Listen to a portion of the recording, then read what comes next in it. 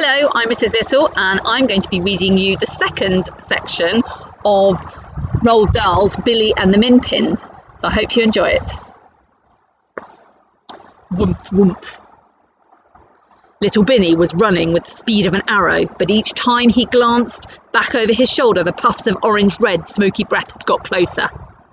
They were so close now he could feel the wind of them on the back of his neck, and the noise, it was deafening in his ears, this fearsome, swooshing, whooshing, whiffling, panting noise.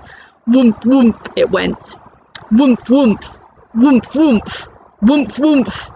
It was like the noise made by a steam locomotive pulling out of the station. And he is running away.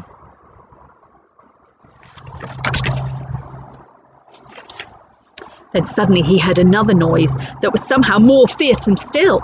It was the pounding of gigantic galloping hooves on the floor of the forest. He glanced around again, but the thing, the beast, the monster, or whatever it was hidden from his sight by the smoke it shot out as it galloped forward. The smoky breath was billowing all around him now. He could feel its hotness. Worse still, he could smell its smell. The smell was disgusting. It was the stench that comes from deep inside the tummy of a meat-eating animal. "Mummy!" he cried out. "Save me!" Suddenly, directly in front of him, little Billy saw the trunk of an enormous tree. This tree was different from the others because it had branches hanging down very low. While still running, he made a frantic jump for its lowest branch. He caught it and pulled himself up.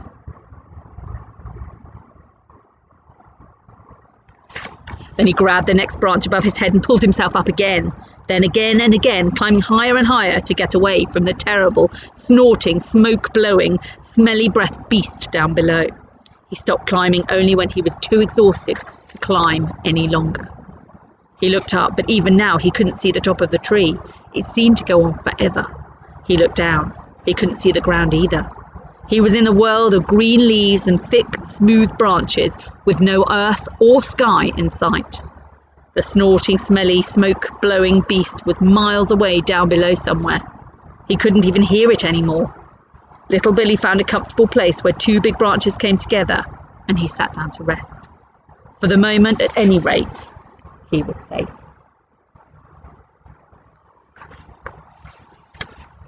Then something very peculiar happened. There was a huge, smooth branch very close to where little Billy was sitting, and he suddenly noticed that a small square patch of bark on this branch was beginning to move. It was a very small patch, about the size of a postage stamp, and the two sides of it seemed to be splitting down the middle and opening slowly outwards like a pair of shutters on some tiny window. Little Billy sat staring at this extraordinary thing, and all at once, a strange, uncomfortable feeling came over him. It felt as though the tree he was sitting in and the green leaves all around him belonged to another world altogether, and that he was a trespasser who had no right to be where he was. He watched intently as the tiny shutters of the tree bark opened wider and wider. When they were fully open, they revealed a small, squarish window set neatly in the curve of the big branch. There was some sort of a yellowish glow coming from deep inside the window. We are the Minpins. The very next little thing that little Billy saw was a tiny face at the window. It had appeared suddenly from nowhere, and it was the face of an extremely old man with white hair. Little Billy could see this clearly, despite the fact that the whole of the tiny man's head was no larger than a pea. This ancient miniature face was staring straight at little Billy with the most severe expression on it. Oh, on the right page.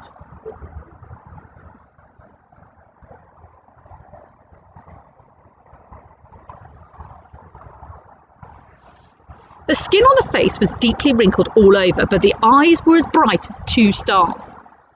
Now something even more peculiar began to happen. All around him, not only on the huge main trunk of the tree, but also on all the big branches that grew out of it, other tiny windows were opening and tiny faces were peering out.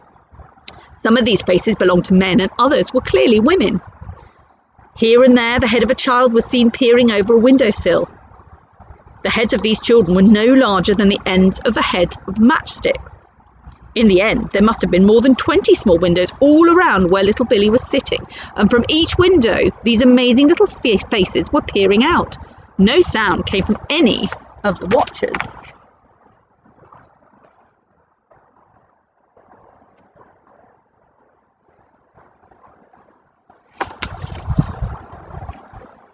The faces were silent, unmoving, almost ghost-like. Now the tiny old man in the window nearest to Billy seemed to be saying something, but his voice was so soft and whispery, little Billy had to lean right up close to catch his words. "You're in a bit of a twizzler, aren't you?" the voice was saying. "You can't go down again, because if you do, you'll be guzzled up at once. You can't possibly sit up here forever either." Picture of him leaning in close.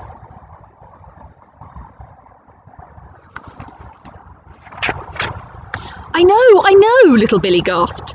"Don't shout," the tiny man said. "I'm not shouting," little Billy said. "Talk softer," the tiny man said. "If you talk too loud, your voice will blow me away."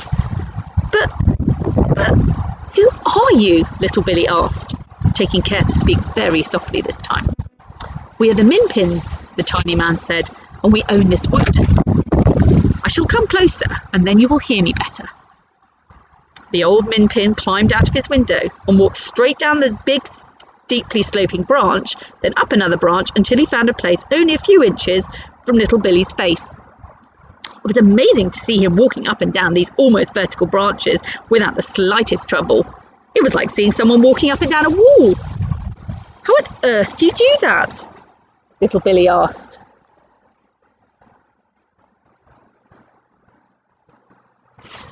"Suction boots," the Minpin said.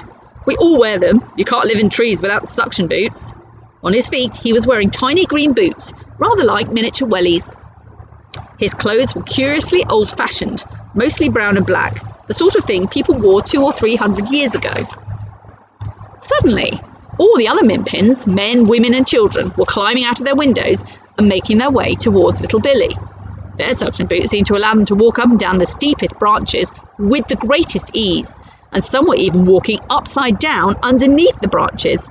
All of them were wearing these old-fashioned clothes from hundreds of years ago, and several had on very peculiar hats and bonnets. They stood or sat in groups on all the branches around little Billy, staring at him as though he was something from outer space.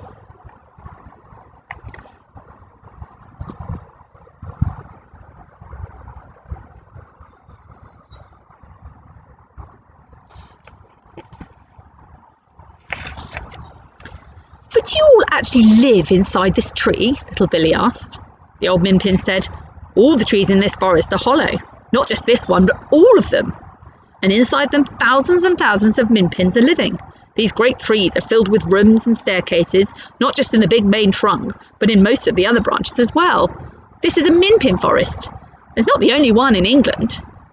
"Could I peep inside?" little Billy said. Of course," the old Minpin said. "But put your eye close to that window." He pointed to the one he'd just come out of. Little Billy shifted his position and placed one eye right up against the square hole that was no bigger than a postage stamp. What he now saw was quite marvellous.